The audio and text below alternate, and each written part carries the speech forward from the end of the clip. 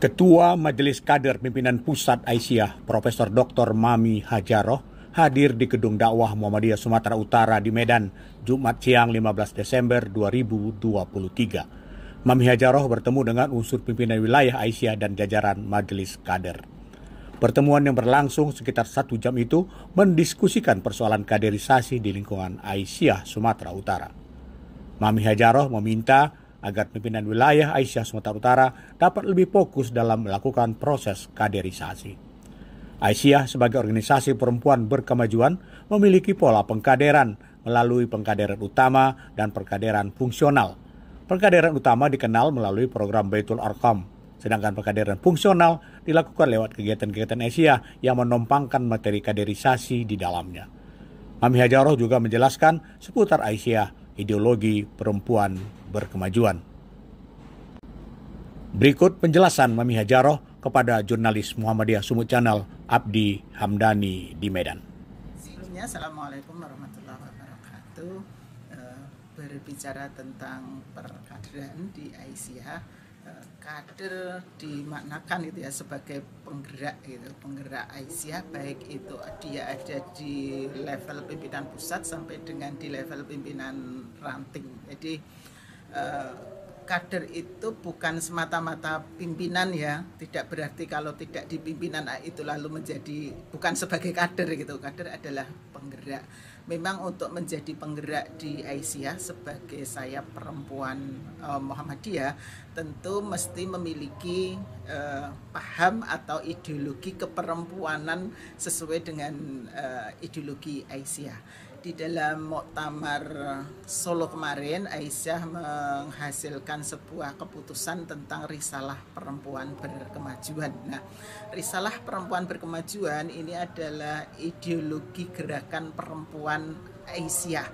Nah, ini yang perlu dipahamkan kepada Aisyah, baik di manapun gitu ya, di level pimpinan pusat sampai dengan anggota di pimpinan ranting, bahwa Aisyah sebagai gerakan perempuan wasatiyah ini yang perlu ditegaskan bahwa perempuan Aisyah adalah perempuan yang berpaham wasatiyah, yang tengahan, yang berkeadilan gitu.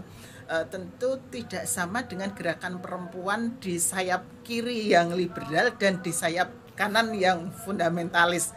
Nah, ini yang perlu kita pahamkan ke Aisyah, bahwa bagaimana ketika Aisyah ini bergerak, ya bergerak dalam situasi di tengah-tengah, baik dalam paham agama maupun dalam paham gerakan di luar keagamaan. Ketika kita bergerak di sektor ekonomi, ya tentu bukan ekonomi liberal tapi juga bukan ekonomi yang fundamentalis. Nah, ini yang kita sudah punya panduan sekarang dengan risalah perempuan berkemajuan. Turunan dari program Induk Utama ini seperti apa Bu implementasinya di daerah?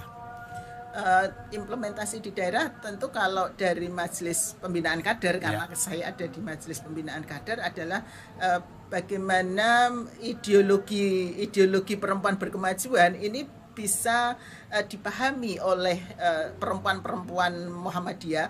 Tentu bukan hanya perempuan Muhammadiyah, kan bukan hanya yang ada di pimpinan ya, termasuk yang ada di perguruan tinggi, di sekolah-sekolah Muhammadiyah yang mereka dosen perempuan, mereka juga guru-guru perempuan, itu memiliki paham perempuan berkemajuan ini. Nah, ini yang menjadi salah satu dari agenda perkaderan gitu, sehingga nanti gerakan perempuan Muhammadiyah itu menjadi gerakan yang semakin kuat di dalam gerakan wasatiyahnya. Apakah dengan gerakan-gerakan Baitul Arqam itu sudah selesai atau ada program-program yang secara berkelanjutan untuk perkaderannya? Di Aisyah itu mengenal dua perkaderan, perkaderan utama dan perkaderan fungsional.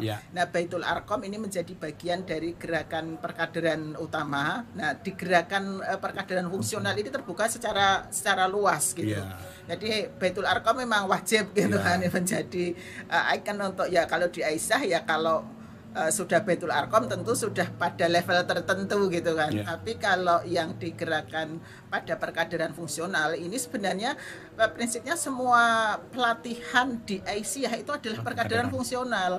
Jadi ketika ada pelatihan kewirausahaan, nah tentu di situ harus memasukkan juga paham dari perempuan berkemajuan.